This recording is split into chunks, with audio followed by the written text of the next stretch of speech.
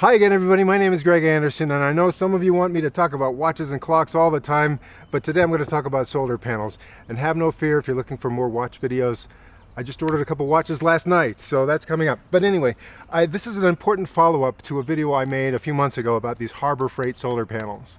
So I wanted to be clear on how I'm using them and how something has changed to make me change my approach to using these Harbor Freight solar panels. So the thing is, these panels, and I got another one right here, see? These are meant for 12 volt operations, 12 volt systems, and each of these puts out about 100 watts. It's a good solid solar panel. It's got aluminum frame, and one thing I like about this that kind of sets them apart from the others that are very similar specifications from other companies is they have these little kickstands built in. So if I want to just set the kickstand up and toss this down on the ground, I get a pretty good angle as that's trying to get maximum potential power coming from the sun, right? Now they cost about $140 or $139, whatever, at Harbor Freight. But as you know, if you do any serious shopping in Harbor Freight, there's always some sort of a coupon. And sometimes it's a coupon specifically on these panels that'll bring the price down to maybe $109 or even $99. So that's about what I did to get a couple of these, $99 each. Now, as I said, you can find solar panels similar size and specifications from other manufacturers like New Power or Bouge RV or those sorts of, there's a lot of them out there, similar specifications.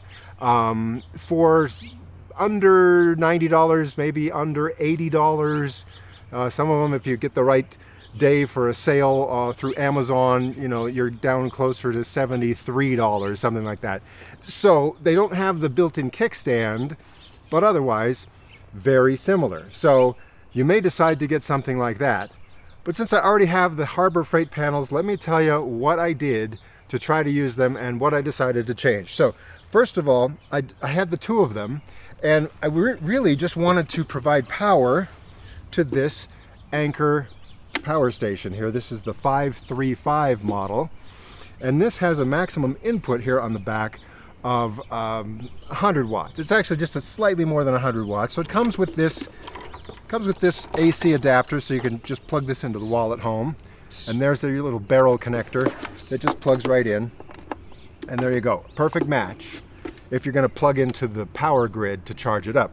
But if you want to charge it from solar panels, then you're going to have to find some sort of a compatible input, that will get you to this sort of connector.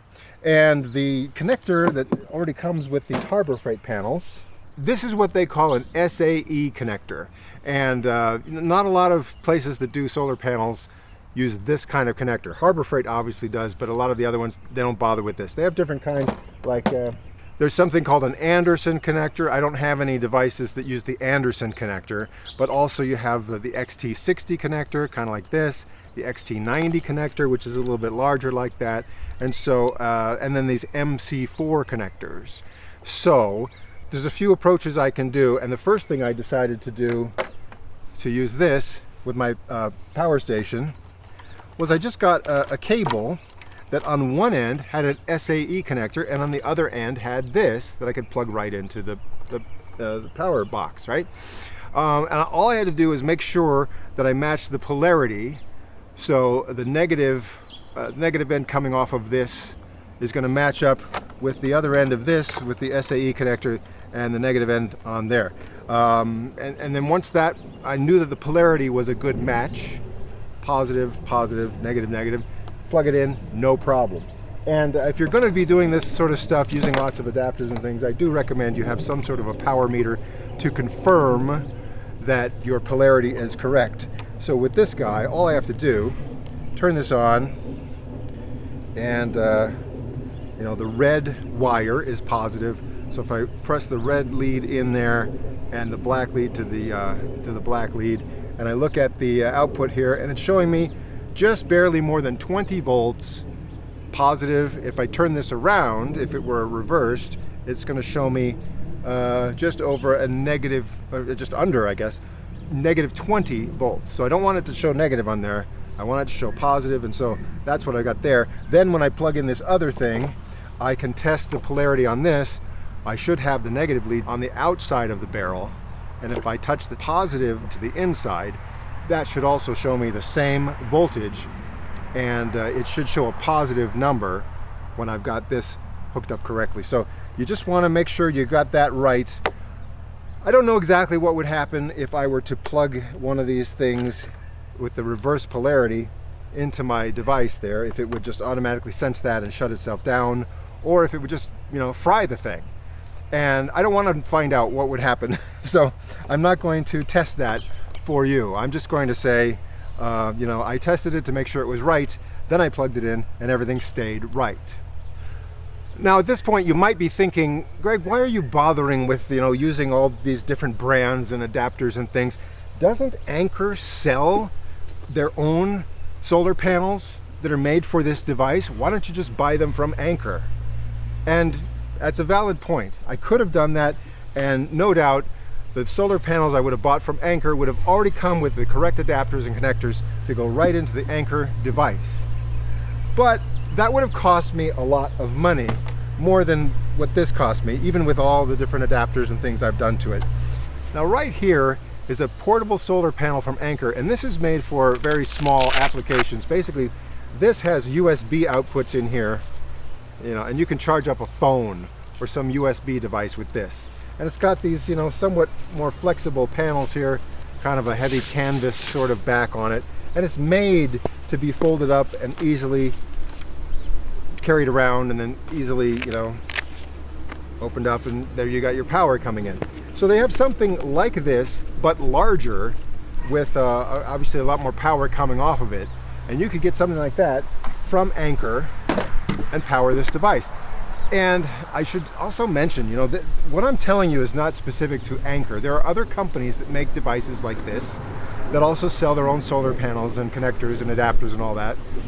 And whereas this panel right here cost me $100 or so from Harbor Freight to get the same 100 watts in a more portable design made by Anker or Blue Eddy or one of these other things, it probably would have cost me at least double, maybe even triple, to get the same amount of power with one of their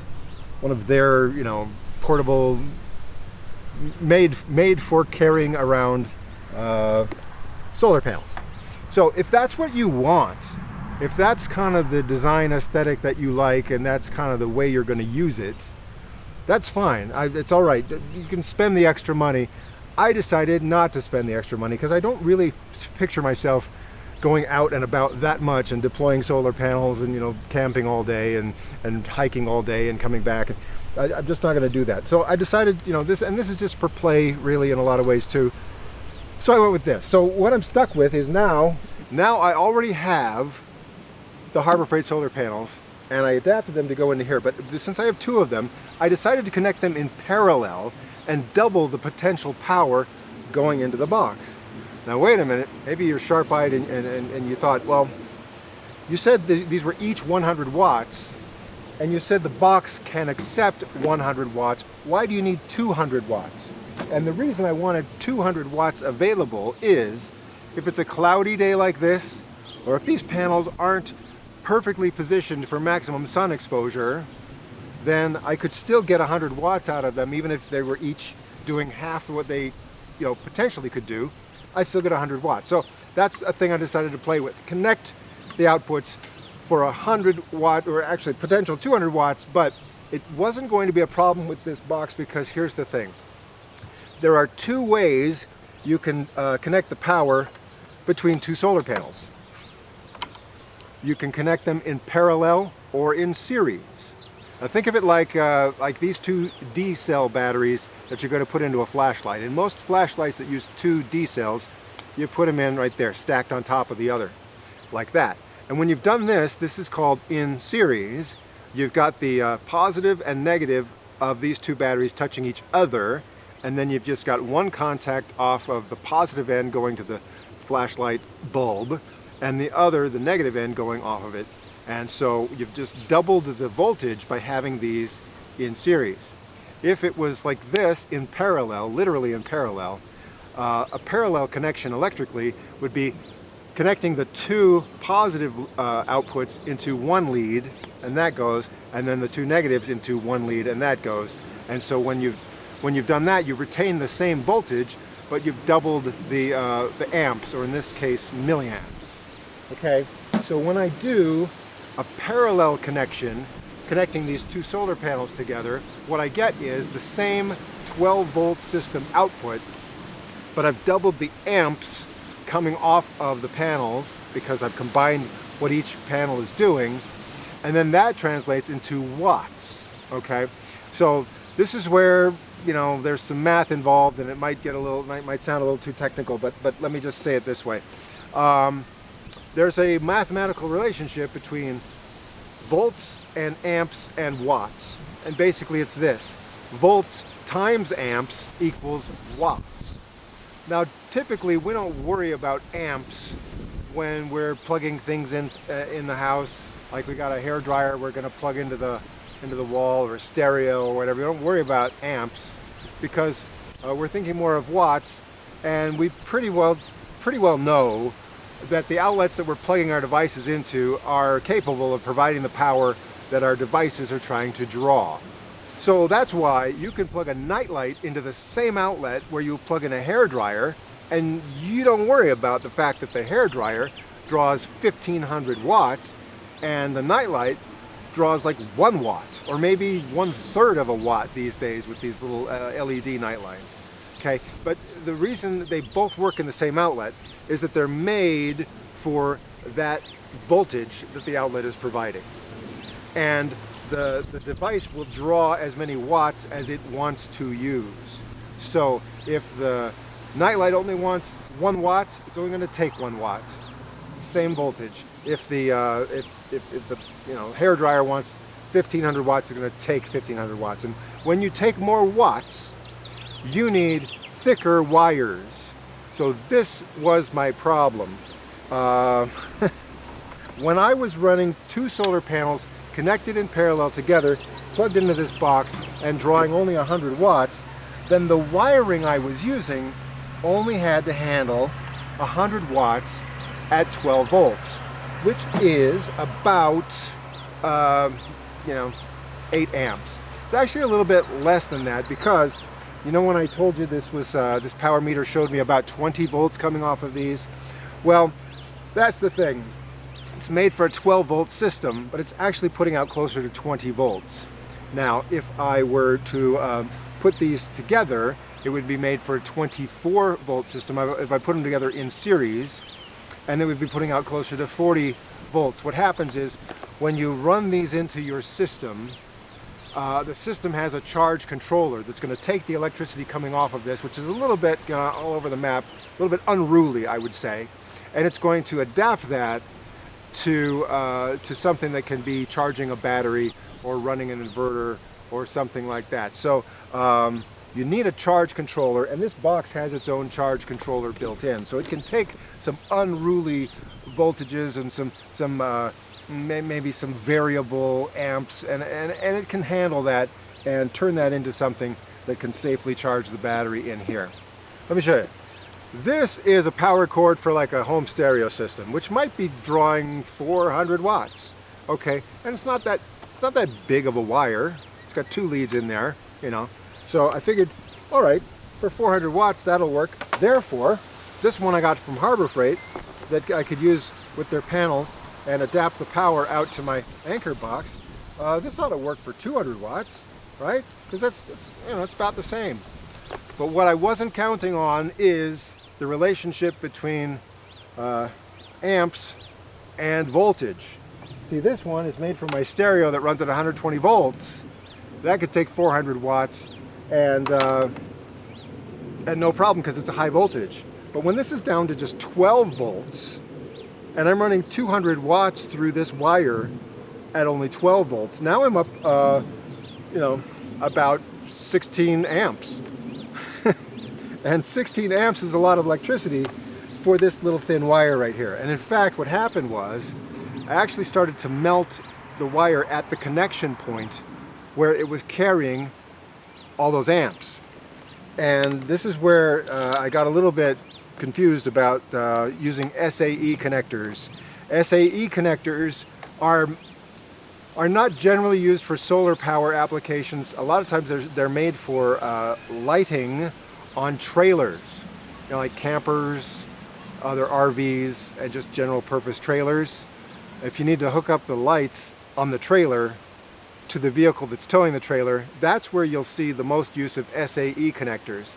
And those lights on your trailer are not using high amps. So I got this little device here, this connector, that combines the output of the two solar panels into just one, and that's not very thick wire. So where these come off, just, you know, from each panel, there was no problem. But where it comes together, that started to melt because I had overloaded the wire. I needed a thicker gauge of wire. And the reason I needed a thicker gauge of wire is I started using this. This is the larger version of this box here. It's got about double the capacity and it's got about double the input. So whereas this one is only going to draw 100 watts, even if there are 200 watts available, this guy says, oh, there are 200 watts available? I'll draw all 200 of those watts all at once. So when I started using this, with these two panels together, going through this little thin wire, that's when I had some problems with the overheating of the wire. And I said, well, I can't put up with that. I've got to come up with a better solution than this. And my options were, I could replace this with something that does exactly the same thing with thicker wire and still use the SAE connectors, or maybe it's time to go with a more standard kind of solar panel connector. And that meant I decided it was time to adapt SAE to MC4. Okay? And so there's a couple ways I could do that. I could just snip off the end here and just strip these wires on the end and get MC4 connectors and just crimp them on there. Or I could simplify it a little bit by getting an adapter that does this. It has the SAE connector on one end, and I just plug that in, and on the other end it has MC4. So that's what I obviously decided to do. And when I did that, you know, this has a little thing in here so you can connect these directly, or if it reverses the polarity, you get this little polarity reverser that you just stick in line right there, and that will reverse the polarity. And I needed to do that because for some reason, you know, and you can see it's color coded right here. The red wire coming off this end now matches the red wire coming off the other end. So I just used the polarity reverser, and now I'm home free in theory.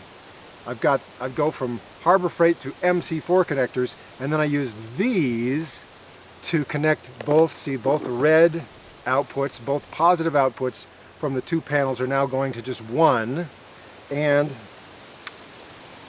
both negative outputs from the Harbor Freight panels are now combined into just this one.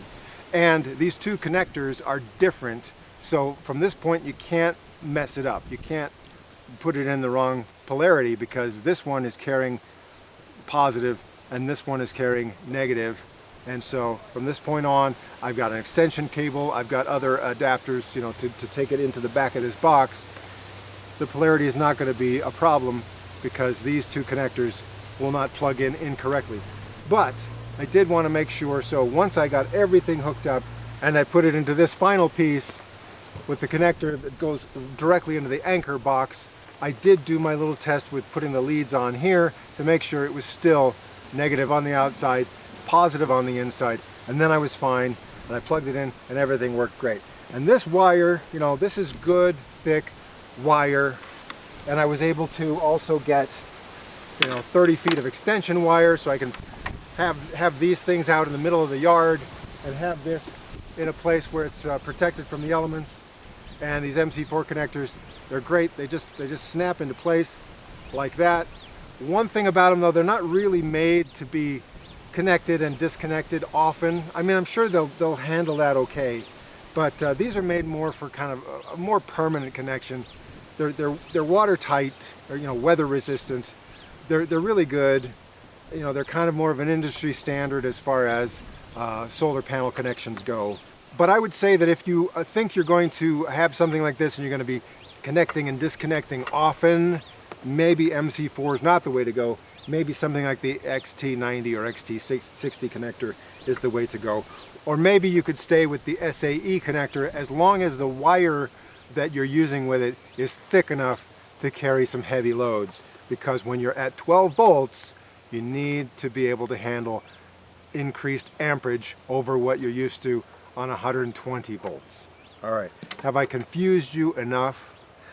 Bottom line for me is I finally got this in a way that I really like. I've got a 30-foot extension cord. I got all these things running through MC4 connectors with good thick wire, and I can easily and safely charge up not only this original box that takes in 100 watts, but now this higher capacity box that takes in 200 watts. And I put it out there, and on a bright sunny day I can feel the wires, and the wires are not hot, the connectors don't feel hot, everything is just feeling just right. And so it cost me maybe around $70 to get all those extra connectors and adapters and things, and this extra cable, and it all worked out okay. And so now I'm happy. And I wanted to make sure you understood, if you've got the solar panels from Harbor Freight and you're connecting multiple panels in series, then you don't have to worry so much about how thick the wires are when you're upping the voltage. But if you're going to be connecting them in parallel and you're retaining the same voltage but you're increasing those amps, then you have to be concerned about how thick is your wire and can it handle that many amps. And that's the bottom line to this entire video. And plus it's fun now to be using MC4 connectors. All right, I guess that's all for now. In summary, if you've got Harbor Freight panels, remember you're probably going to have to get some adapters. So maybe the convenience of buying them at Harbor Freight and taking them home right away won't be quite as convenient, because you might have to send away to get the correct adapter for what you want to do. Make sure you've got the right polarity when you're connecting things. Make sure you have the right voltage. I told you it's a 12 volt system, but it actually puts out closer to 20 volts. The thing about this box here is that the input is able to accept all the way up to, I think it's 28 volts here. So that's good for the specifications of most 12 volt system solar panels. But if I had solar panels that were made for 24 volts, actually they'd be putting out more than the voltage that this could accept.